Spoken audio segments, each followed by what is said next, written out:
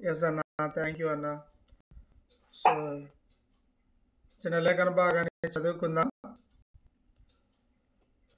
సామెతల గ్రంథము 17వ అధ్యాయము 17వ వచనాన్ని మనము అందరం కలిసి ఒకవేళ నేను చదువుతాను, మీరు గమనించండి.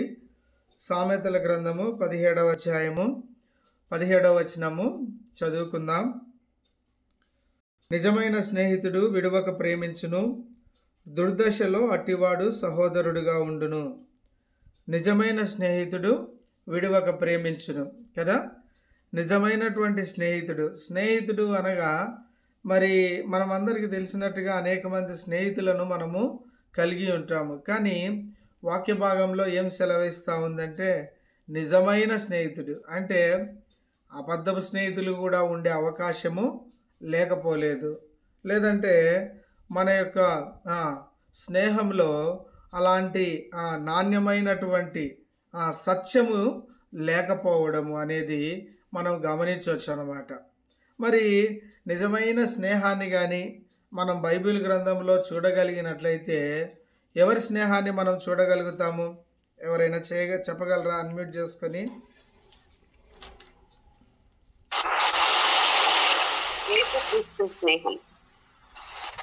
అక్క యేసు ప్రభు ఒక స్నేహం. ఎస్, ఇంకా బైబిల్లో అనేక మంది స్నేహం గురించి ఉంది.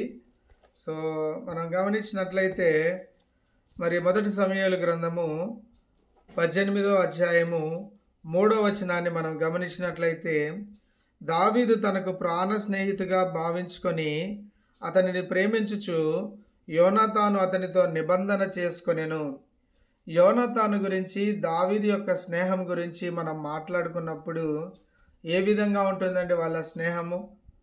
నిజంగా వారి మధ్యన ఏ ప్రేమ ఉందనేది మనం గమనించినట్లయితే నిజంగా దేవుని ప్రేమ వారి మధ్యన ఉంది. మరి సౌలు కేవలం ఒక మాటను బట్టి ఏమంటాడు? ఆయన ఒకటే ఒక మాటను బట్టి అసూయ పడతాడు, చంపడానికి వెళ్తాడు. అదే తండ్రి కుమారుడైనటువంటి యోనాతానుకు ఎందుకు అలాంటి హృదయం లేదు? ఎందుకు ఆయనను తన ప్రాణ స్నేహితుడిగా ఎంచుతూ వస్తాడు అనేక సార్లు? ఒకవేళ నిజంగా యోనాతానుకు కూడా సౌలు లాంటి హృదయం ఉందంటే అసలు దావీదు నిలబడడానికి అవకాశం ఉందా ఎక్కడైనా? కదా. నిజమైన స్నేహితుడు. ఒకానొక సందర్భంలో దావీదు మరి యోనాతాను చనిపోయినప్పుడు తను ఏమని తన గురించి తెలియజేస్తాడంటే 2వ సమూయేలు గ్రంథము 1వ అధ్యాయము 26వ వచనంలో, నా సహోదరుడా యోనాతానా, నీవు నాకు అతి మనోహరుడవై ఉంటివి. నీ నిమిత్తము నేను బహుశోకము నొందుచున్నాను. నాయందు నీకున్న ప్రేమ బహువంతైనది, స్త్రీలు చూపు ప్రేమ కంటేను అది అధికమైనది. ఏమంటున్నాడు ఈయన? నా సహోదరుడా. ఎంతగా స్నేహం చేశాడండి ఈయన, ఎంతగా స్నేహం చేశాడు. ఈ రోజుల్లో మనం స్నేహాన్ని గమనించినప్పుడు కేవలం ఏదో అవసరాలకు ఉండేటటువంటి స్నేహము, లేదంటే ఒక సర్టన్ బౌండరీస్లో మాత్రమే మన యొక్క స్నేహము అనేది లేకపోలేదు. నిజంగా మనం గమనించాల ఎలాంటి స్నేహం మనం కలిగి ఉంటున్నాము. యోనాతాను గురించి మరి దావీదు చెప్తున్నటువంటి మాట, నా సహోదరుడా యోనాతానా, నీవు నాకు అతి మనోహరుడవై ఉంటివి కదా. ఎంతగా తను స్నేహించుతూ వచ్చాడు. అందుకే 1 సమూయేలు గ్రంథంలో ఆ మాట చెప్తూ వచ్చాడు, తన ప్రాణ స్నేహితుడిగా భావించుకుంటూ వచ్చాడు దావీదు. అలాగే మరి మనం గమనిస్తూ వచ్చినప్పుడు యోనాతాను వారి యొక్క స్నేహము ప్రాణ స్నేహితుడిగా. నిజమైన స్నేహితుడు విడువక ప్రేమించును. నిజమైనటువంటి స్నేహితుడు యోనాతాను ఎంతగా సౌలు యొక్క చేతుల్లో నుంచి దావీదును తప్పించినటువంటి సందర్భాలను మనం ఎన్నో చూడగలుగుతూ వస్తాం. మనకందరికీ మరి పరిచయం ఉన్నటువంటి భాగంలో ఒకానొక సందర్భంలో ఆయన ఏమంటాడంటే సౌలు 1 సమూయేలు గ్రంథము 20వ అధ్యాయము 30వ వచనం ఏమనుంటుందంటే, సౌలు యోనాతాను మీద బహుగా కోపపడి అగడగొట్టు దాని కొడుక, నీకును నీ తల్లి మానమునకు సిగ్గు కలుగునట్లుగా నీవు యెషయి కుమారుని స్వీకరించిన సంగతి నాకు తెలిసినది కాదా? యెషయ కుమారుడు భూమి మీద బ్రతుకునంత కాలము నీకైనను నీ రాజ్యమునకైనను స్థిరత కలుగదు కదా. కాబట్టి నీవు వర్తమానము పంపి అతని నా దగ్గరకు రప్పించుము. నిజముగా అతడు మరణమునకు అర్హుడని చెప్పెను. ఎంత మాట చూడండి, తిట్టేస్తా ఉన్నాడు యోనాతానును సౌలు. ఎంత భయంకరంగా మాట్లాడుతూ ఉన్నాడు. ఒక అగడగొట్టు దాని కొడుక, ఎంత మాటలు అంటా ఉన్నాడు. ఏమంటున్నాడు, ఇంకేమంటున్నాడు, ఒకవేళ ఈయన దావీదు భూమి మీద ఉన్నట్లయితే నీకు రాజ్యం రాదు. నిజంగా చూడండి, యోనాతాను హృదయము, తను కూడా దావీదుకు ఇంచుమించు దగ్గర వయసు, ఒకటే వయసులో ఉన్నటువంటి వాళ్ళే. ఎవరెవరు? దావీదు, యోనాతాను. ఇప్పుడు గొలియాతును చంపినప్పుడు దావీదుకు కూడా అసూయ రావాలి. దావీదు అంటాడు, యోనాతానుకు కూడా అసూయ రావాలి. కానీ ఏమొచ్చింది? ఆయనకు ప్రేమ వచ్చింది. ప్రాణ స్నేహితుడిగా తనను భావించుకుంటూ వచ్చాడు. ఎందుకు తెలుసా? సౌలు లాంటి హృదయం యోనాతానుకు లేకపోవడానికి కేవలం ఒకటి, దేవుని ప్రేమను తను చూడగలుగుతూ వచ్చాడు. మొదటి సమూయేలు గ్రంథము 18వ అధ్యాయము మరి 2-3 వచనాలు మనం గమనించినప్పుడు ఏమంటున్నాడు, దావీదు సౌలుతో మాట్లాడుట చాలించినప్పుడు యోనాతాను హృదయము దావీదు హృదయముతో కలిసిపోయెను. నిజంగా చెప్తా ఉన్నాను, ఎవరైనా క్రైస్తవ బిడ్డలు లేదంటే క్రైస్తవ్యంలో ఉన్నటువంటి వారి యొక్క మాటలను బట్టియే మనం వారిని చాలా అటాచ్ అవుతూ ఉంటాము.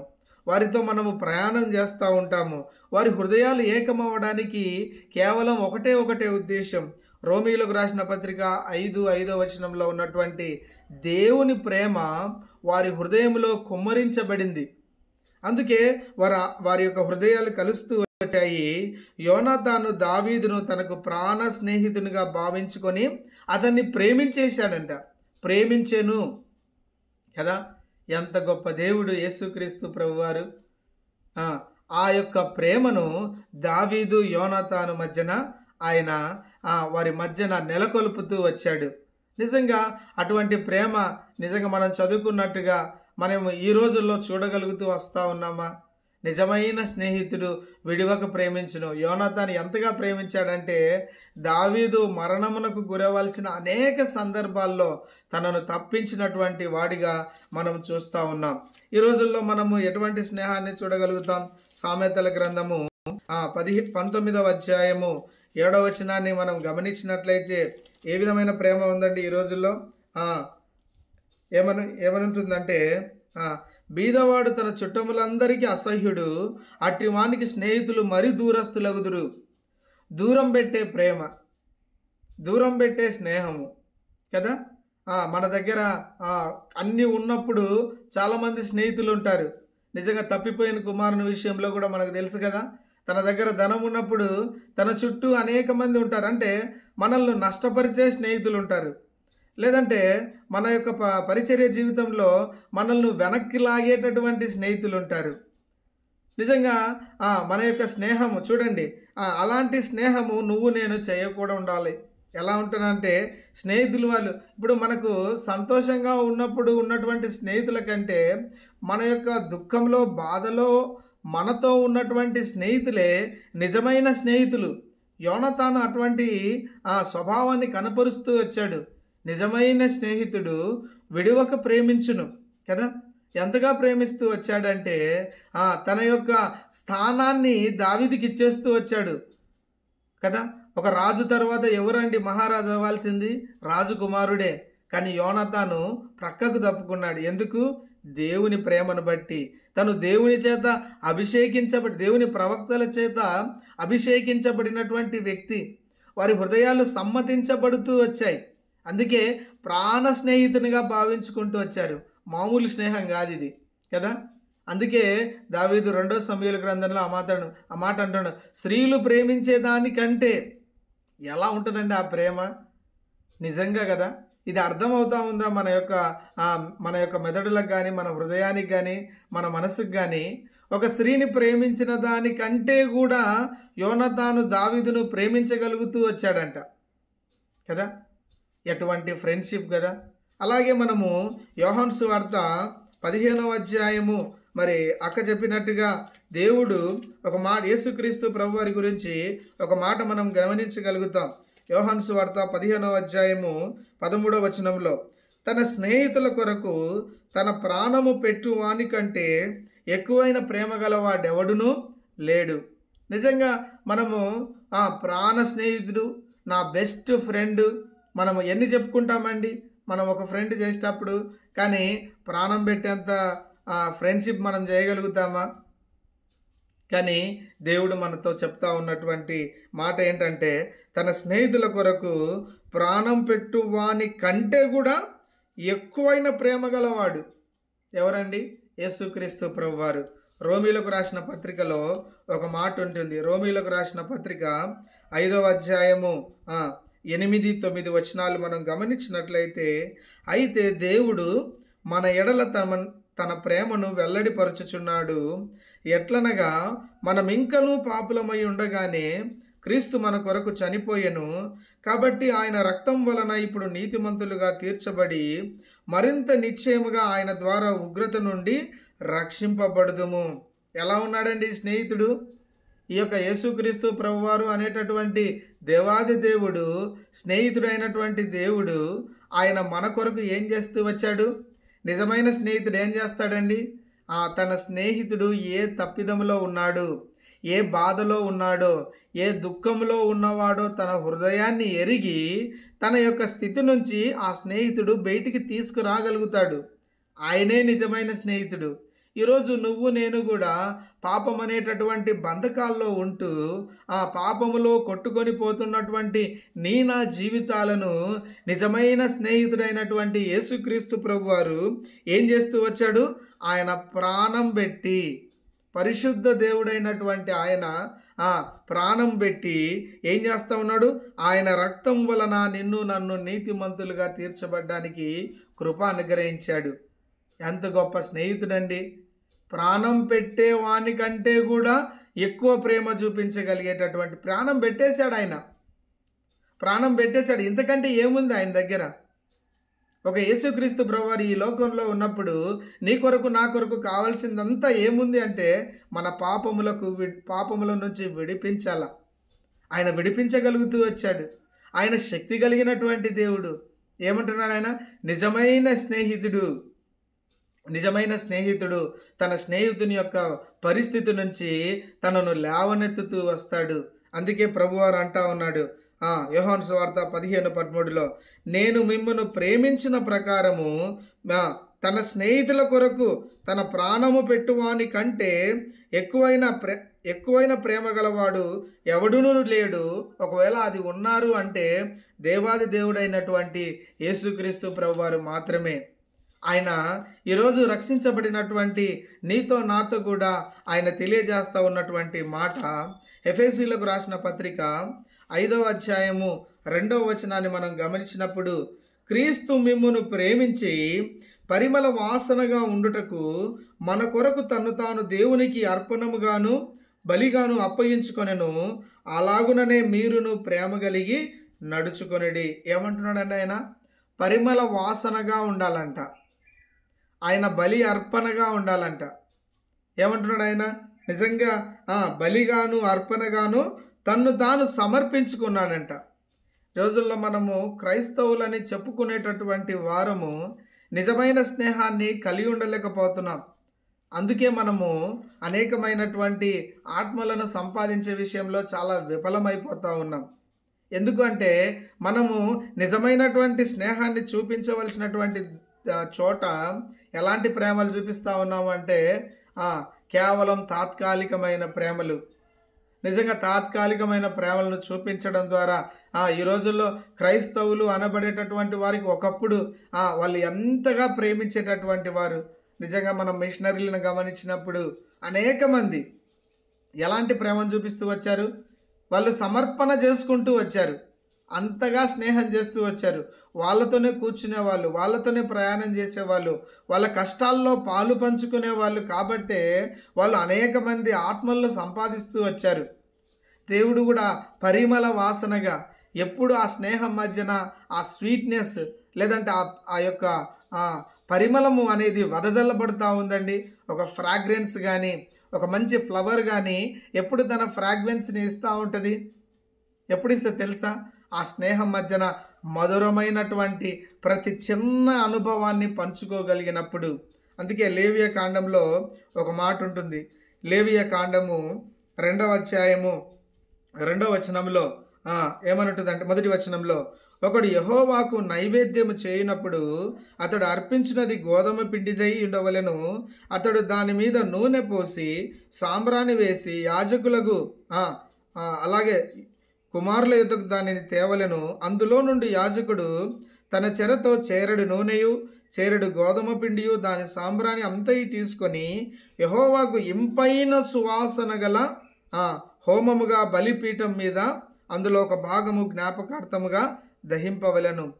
ఆ ఫ్రాగ్రెన్స్, ఆ సువాసన ఎప్పుడు వస్తుందంట? మనము చూపించే చిన్న చిన్న విషయాల్లో కొంత గోధుమ పిండి, కొంత నూనె కదా, కొంత ఆ యొక్క సాంబ్రాణి, ఇవన్నీ కలిపి దేవుని దగ్గరకు తీసుకొచ్చినప్పుడు ఆ స్నేహం అనేది నిజంగా మనం ఎంతగా చూడగలుగుతామంటే, యెహోవాకు అర్పించు హోమములో అది అతి పరిశుద్ధము కదా. ఎంతగా ఇవన్నీ మనము నిస్వార్థంగా ఎప్పుడైతే చూపించగలుగుతామో ఆ స్నేహంలో ఏమొస్తుందండి? సువాసన వెదజల్లుతుంది. అప్పుడు మనము యేసుక్రీస్తు ప్రభువారిని ప్రతిబింబించేటటువంటి వారంగా ఉండగలుగుతూ వస్తాం. అలాగే 2వ దినవృత్తాంత గ్రంథంలో ఒక మాట ఉంటుంది, 20వ అధ్యాయము 7వ వచనం, నీ జనులైన ఇశ్రాయేలుల ఎదుట నుండి ఈ దేశపు కాపురస్తులను తోలివేసి నీ స్నేహితుడైన అబ్రహాము యొక్క సంతతికి. ఏమంటున్నాడు అబ్రహామును? నీ స్నేహితుడు. ఎలా చెప్పగలుగుతా ఉన్నాడండి కదా. నిజంగా ఇలాగూ అనేక మందిని మనం గమనించుకున్నప్పుడు యాకోబు రాసిన పత్రికలో కూడా అబ్రహాము గురించి ఒక మాట అంటూ వస్తారు. యాకోబు రాసిన పత్రిక 2వ అధ్యాయము 23వ వచనాన్ని మనం గమనించినప్పుడు అక్కడ ఒక మాట ఉంటుంది. కాబట్టి అబ్రహాము దేవుని నమ్మెను, అది అతనికి నీతిగా ఎంచబడెను అను లేఖనము నెరవేర్చబడెను, మరియు దేవుని స్నేహితుడు అని అతనికి పేరు కలిగెను. ఎప్పుడు కలుగుతుందండి ఇదంతా? ఆ ప్రేమను ప్రతిబింబించినప్పుడు, అది నిజమైన స్నేహాన్ని నువ్వు నేను చూపించగలిగినప్పుడు. ఎప్పుడైతే మనం ఆ విధంగా చూపించగలుగుతామో ఆ యొక్క పరిమళ వాసన, ఆ యొక్క క్రీస్తు ప్రేమ వెదజల్లే విధంగా అనేకమైనటువంటి వారికి క్రీస్తును పరిచయం చేయడానికి అవకాశము కలిగి ఉంటాం. నిజంగా ఒక మాట మనం ప్రశ్న వేసుకుందాం. ఈరోజు నీకు ఎంతమంది నిజమైన స్నేహితులు ఉన్నారు? లేకపోతున్నారు అంటే ఇది ఎంత భయంకరమైన పరిస్థితి కదా. నిజమైన స్నేహితులు నీకు లేరు అంటే అది చాలా భయంకరమైన పరిస్థితి. నిజంగా అంత భయంకరమైన పరిస్థితి ఇంకొకటి లేదు అంటే నువ్వు ఎంతమందికి నిజమైన స్నేహితుడిగా ఉండగలుగుతూ వస్తూ ఉన్నావు? ఒకవేళ నువ్వు నిజమైన స్నేహితుడిగా ఒకరికి ఉండగలుగుతున్నావా? ఇద్దరితో ఉండగలుగుతా ఉన్నావా? 100 మందితో ఉండగలుగుతా ఉన్నావా కదా. నిజంగా అండి, ఎలాగూ యోనాతాను ప్రాణ స్నేహితుడిగా యేసుక్రీస్తు ప్రభువారు పరిమళ వాసనగా బలిగా అర్పణగా ఆయన చేసుకుంటూ వచ్చాడు. నిజమైన స్నేహితుడని నువ్వు ఎలాగూ దేవుణ్ణి స్వీకరించావో నువ్వు ఇతరులకు కూడా అదే నిజమైనటువంటి స్నేహాన్ని చూపించగలగాలి. మనం ఏం చేస్తాము?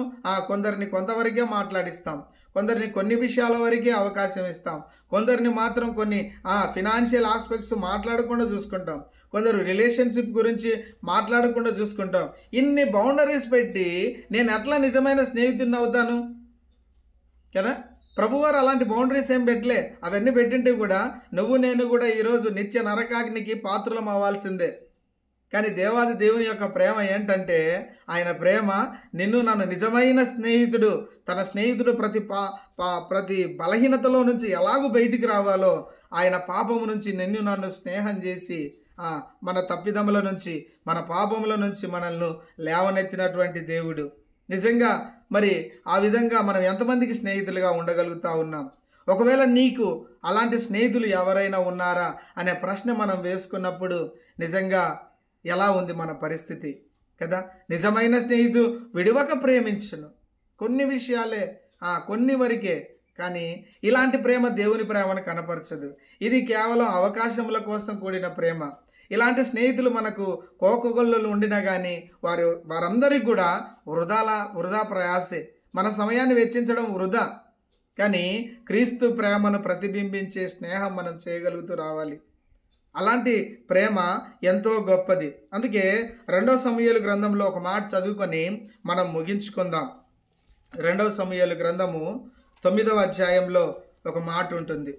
2 సమూయేలు గ్రంథము 9వ అధ్యాయము 6-7 వచనాలు మనం గమనించినప్పుడు ఏమనుంటుందంటే, సౌలు కుమారుడైన యోనతానుకు పుట్టిన మెఫీబోషెతు దావీదు నొద్దకు వచ్చి సాగిలపడి నమస్కారం చేయగా, దావీదు మెఫీబోషెతు అని అతన్ని పిలిచినప్పుడు అతడు, చిత్తము నీ దాసుడనైన నేనున్నానను. అందుకు దావీదు, నీవు భయపడవద్దు, నీ తండ్రి అయిన యోనతాను నిమిత్తము నిజముగా నేను నీకు ఉపకారము చేసి నీ పితరుడైన సౌలు భూమి అంతయు నీకు మరల ఇప్పింతును, మరియు నీవు సదాకాలము నా బల్ల యుద్ధనే భోజనము చేయుదు అని సెలవిచ్చినాడంట. ఎంతటి స్నేహం అండి యోనతాను దావీదుది. ఈరోజు మనం ఆనాటి దినాల్లో శత్రుశేషం అనేది ఉందంటే ఫస్ట్ చంపేయాలి. అది వాళ్ళకు ఉన్నటువంటి అప్పుడున్నటువంటి పరిస్థితులు. కానీ మెఫీబోషెతు దావీదు దగ్గరకు వచ్చేసరికి భయపడుతూ వచ్చినాడు, అవిటివాడు. కానీ ఏం చూపించాడు ఆయన? యోనతానును సహోదరుడుగా స్వీకరిస్తూ వచ్చాడు. అందుకే నిజమైన స్నేహితుడు విడువక ప్రేమించును, దుర్దశలో అటువాడు సహోదరుడుగా. ఎంతగా సహోదరుడిగా ఉంటూ వచ్చాడంటే ఆ యోనతానుకు పుట్టిన కుమారునికి తండ్రిగా ఉంటూ వచ్చాడు దావీదు. తనను ఎక్కడున్నా పిలిపించుకున్నాడు. నిజంగా ఒక మహారాజు తన బల్ల యొద్ద కూర్చోబెట్టుకొని భోజనం చేపించేది కేవలం తన పిల్లలను మాత్రమే. ఈ మెఫీబోషెతును దావీదు తన బల్ల యొద్ద కూర్చోబెట్టుకున్నాడంట. తనకున్నటువంటి వాటన్నిటిలో ఆయన ఒక కుమారునికి ఇచ్చేటటువంటి స్థానం ఇచ్చాడు. ఎంతగా యోనతాను ఒక స్త్రీలు ప్రేమించే దానికంటే కూడా గొప్పగా ప్రేమించకపోతే దావీదు ఆ కుమారుని కూడా కదా ఏమంటాడైనా, యోనతానును బట్టి నేను ఎవరికైనా ఉపకారం చేయాలంటే ఎవరున్నారు వాళ్ళు? నిజమైన స్నేహము ఆ తరంతో ఉండిపోదండి, నెక్స్ట్ జనరేషన్ కూడా వస్తుంది. ఇది ఏంటి అంటే దేవుని ప్రేమ. అలాంటి తండ్రి ప్రేమ నువ్వు చూపించగలుగుతూ వచ్చాలి. ఎప్పుడైతే అలాంటి తండ్రి ప్రేమ నువ్వు నేను కనపరుస్తామో మనము నిజమైన స్నేహితులం అవుతాం. తండ్రి ప్రేమ సహించుకుంటుంది, భరించుకుంటుంది, కడుపులో దాచుకుంటుంది, హెచ్చరిస్తుంది, ప్రేమిస్తుంది, తనను ఒక ఉన్నతమైన స్థితికి నడిపిస్తుంది. ఈరోజు యేసుక్రీస్తు ప్రభువారు కూడా అంత గొప్ప తండ్రిగా నిన్ను నన్ను యోగ్యంగా స్వీకరించాడు ఆయన మన యొక్క అయోగ్యమైన స్థితి నుంచి. అలాంటి దేవుని యొక్క బిడ్డలుగా ఎఫెసీ పత్రిక 5:2లో ఉన్నటువంటి పరిమళ వాసనగా నువ్వు నేను అలాంటి తండ్రి ప్రేమను ఈ రోజులో మనం ఎవరితైనా కానీ ఒక క్రైస్తవుడు అంటే అన్ని పంచుకున్నామంటే ఆయన దగ్గరికి వెళ్ళాము అంటే ఎలా ఉంటుంది? వాడు అందరికీ చెప్పేస్తాడు. లేదంటే మనల్నే అంటాడు, నువ్వు ఇలాంటి బలహీనత కలిగిన వ్యక్తివి కదా అని. ఎందుకు తెలుసా ఈ కొరబడిపోయింది? తండ్రి ప్రేమ అనేది లేకపోతూ ఉంది. సేవకులను చూడగలుగుతూ ఉన్నాం, విశ్వాసులను చూడగలుగుతూ ఉన్నాం, కానీ ఎందుకు ఆ తండ్రి ప్రేమ కరువు అయిందంటే నిజమైన స్నేహం అనేది లేకపోవడాన్ని బట్టి. సరిపడినటువంటి దేవుని ప్రేమను ఆ వ్యక్తితో చూపలేకపోతా ఉన్నాం కాబట్టి తండ్రి ప్రేమ కరువైంది. ఆయన బోధకులు ఎంతమంది అయినా ఉండొచ్చు అండి, స్నేహితులు ఎంతమంది అయినా ఉండొచ్చు, కానీ తండ్రి ప్రేమను చూపించే స్నేహితుడు నీకు నాకు దొరికాడంటే అంతకు మించిన బ్లెస్సింగ్ ఇంకోటి లేదు. ఉన్నారా? పోనీ నువ్వు ఎంతమందికి అలా ఉంటున్నావు? అలాంటి ప్రేమను మనం చూపగలిగినప్పుడే ఇంకొక వ్యక్తిని ప్రభువులోనికి నడిపించగలుగుతాం. ఇంకొక వ్యక్తిని మనము ఆ రక్షణలోనికి, ఆ దేవుని ప్రేమ మన హృదయంలో కుమ్మరించబడిన ప్రేమను చూడండి. మెఫీబోషెతు విషయంలో కదా ఎంతగా చేశాడు ఆయన. తన యొక్క ప్రాణ స్నేహితుని యొక్క కుమారుణ్ణి తన కుమారుడిగా స్వీకరించాడు. పాపి అయినటువంటి నిన్ను నన్ను పరలోక రాజ్యానికి వారసులు చేశాడు. అలాంటి ప్రేమ దేవుని ప్రేమ. నిజంగా అటువంటి ప్రేమ మనం చూపించగలుగుతూ దేవునికి మనము మహిమకరంగా జీవిద్దాం. అట్టి కృప దేవుడు నీకు నాకు